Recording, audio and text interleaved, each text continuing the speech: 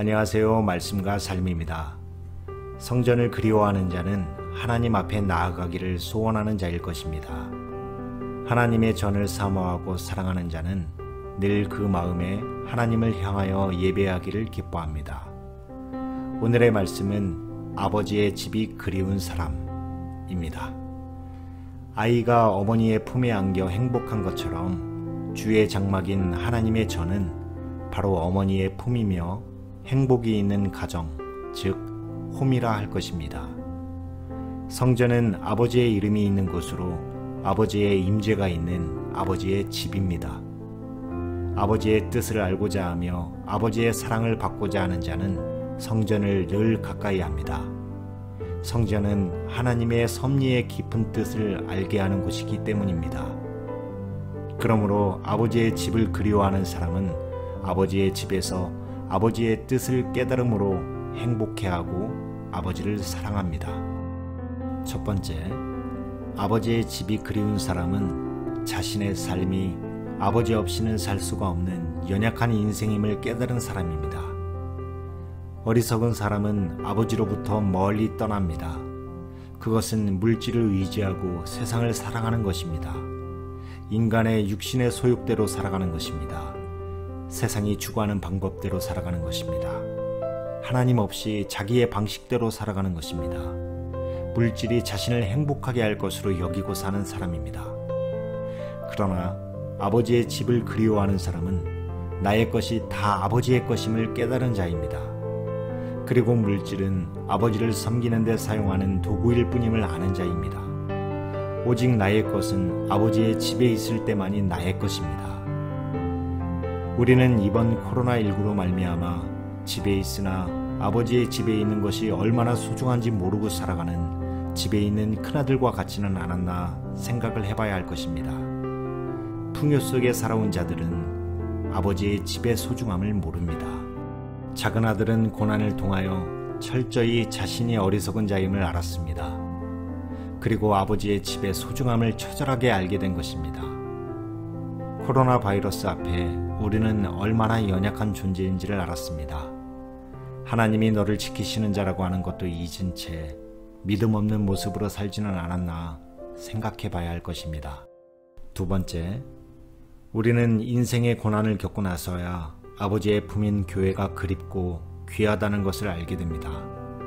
인생의 어려움을 통해 은혜가 무엇인지를 알게 되고 인생에 있어서 무엇이 소중한가를 알게 됩니다.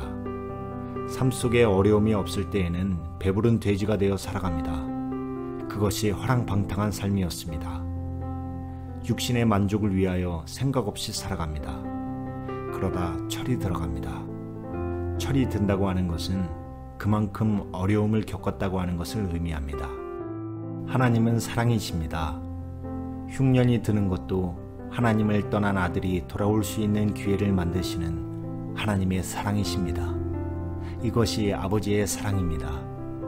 어리석은 자는 바로 이러한 아버지의 크신 사랑을 깨닫지 못합니다. 다만 우연히 흉년이 든 것으로 생각합니다. 우리는 이제 아버지의 집으로 아버지의 품으로 돌아와야 합니다.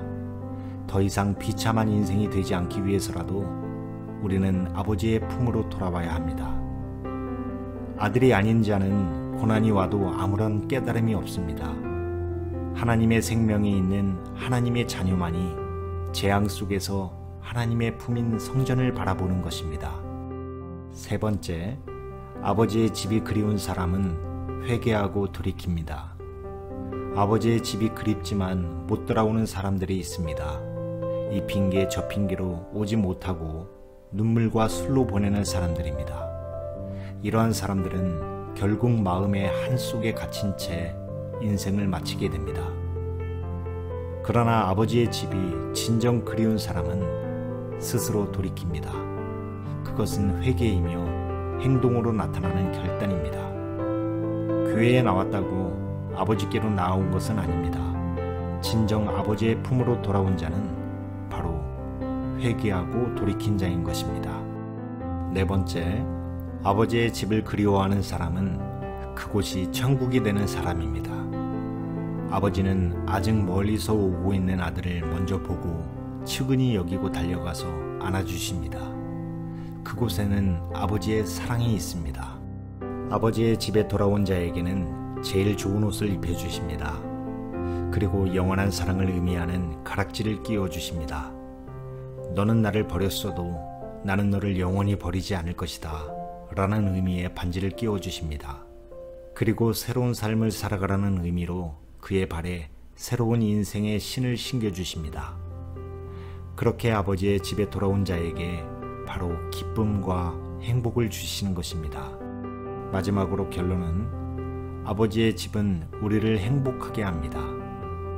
아버지의 집은 우리를 가장 인간답게 하십니다. 아버지의 전으로 올라가는 자가 됩시다. 그리고 그 안에서 행복한 삶이 펼쳐지기를 축복합니다. 아멘.